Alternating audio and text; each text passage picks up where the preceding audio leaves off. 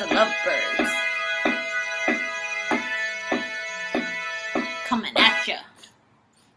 When I met Veronica, she was this magnetic, talented, just all personality, and I fell in love with her just like probably 100% of the people who meet her fall in love with her. It was no different. I just wanted to be around her. I can't think of one time that it's not been like that it's not felt good, and that it's not felt right at all times, and never contrived in any way. Because of love, leaves caress the breeze dances with peonies. Musically, they were both sort of seeking something to complete the other, and I think that definitely they each did that for each other. And I think that on an emotional level, the same thing. And it was just a fortuitous meeting of the minds and hearts. The majority of the first part of our relationship was just sitting in an apartment writing music, or sitting in a coffee shop writing music. So it was definitely the thing that brought us together right away, right from the get-go. I was going through a divorce at the time and coming to terms with my own sexuality, and being around Veronica during that time was just so crucial because she really helped me see things about myself that I hadn't seen or acknowledged. In the beginning especially, I feel like there was a lot of the fun writing. It was a new beginning, you know, new relationships are fun and happy all the time, and that's kind of what was reflected in our writing at the time, I think.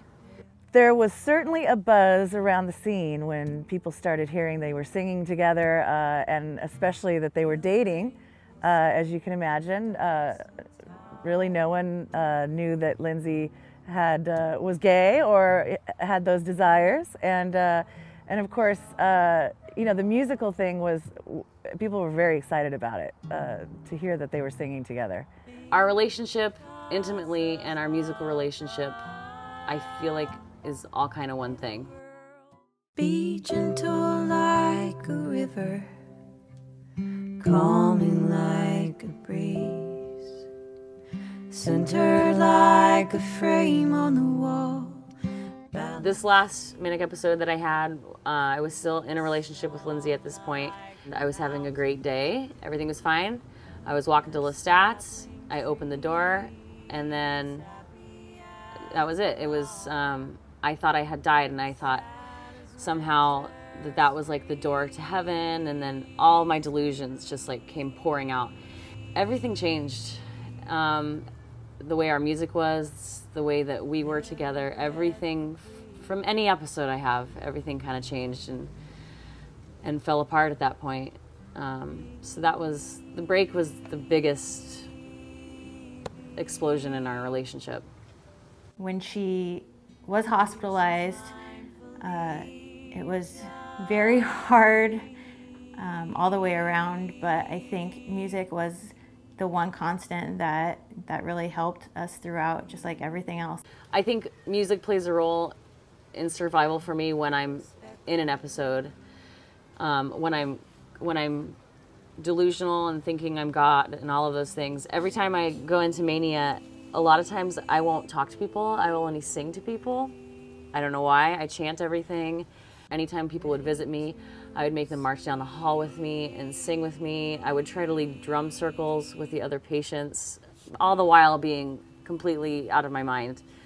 But the music is one of the only things that kept me sane. Even through all the weird, crazy, funny, interesting, out there things that Veronica was saying and feeling and going through, Lindsay was there, and it really showed this incredible bond between them.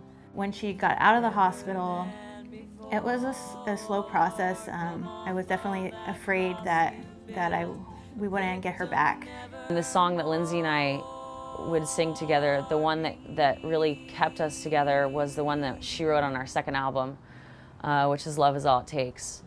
And I remember watching her sing it with me and her crying and so much emotion and looking at me and me with a flat affect singing it back to her and just trying to connect again. So it was slow. It was a slow process, but that song like kept me connected to the ground and kept me connected to her. One of the first songs we ever posted after the hospital, it just felt like such a triumph, you know, and it was just us sitting in our PJs on the couch writing a song together, but it felt like, you know, we had just finished a marathon or something. I don't know what I would do without the Lovebirds and the way that I process things, and also just music in general. It's the only thing that keeps me afloat. Darling, love was never the question. I think normal people would have probably said, well, let's take a step back from the music and focus on making sure that your relationship is strong. And instead, we took the opposite approach and decided to step back from the relationship in order to strengthen the music. And it was very hard. It was extremely difficult, and I think not a lot of people understand. I am such a bad communicator, and I always have been. And so I communicate a lot of what I do through my lyrics and through how I'm playing something. And so it was kind of like, I wrote the song, let's do it with the Lovebirds, which is also like, hey, this is how I'm feeling.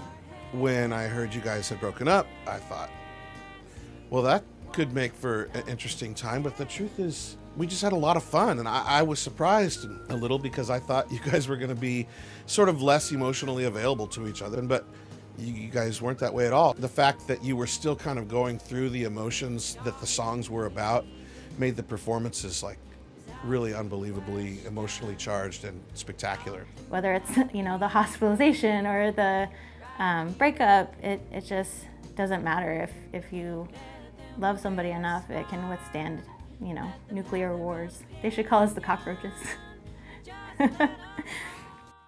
We had a true love.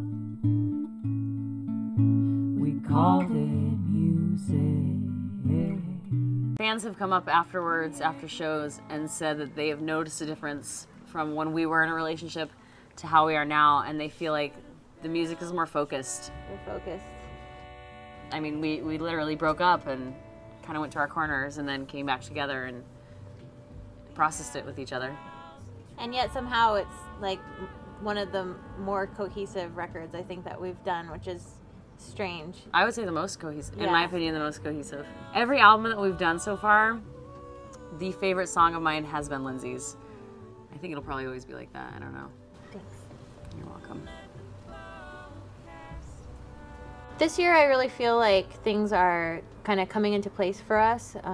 We don't really have that added pressure of being in a relationship, so we can really focus on the business side and also really just the music. Now that's really the only thing that we come together on, and it's really done wonders, I think, for our performance, for our recordings, for the way that we connect with the audience. And really that's all we want to do is just connect with people, share our story in a way that people can relate to, and hopefully one day make a total living out of it. But even if it's just, you know, a few tours a year and an album here and there, that's really, I mean, we're the luckiest to be able to do that. So I mean, I have no complaints with the way things are now at all.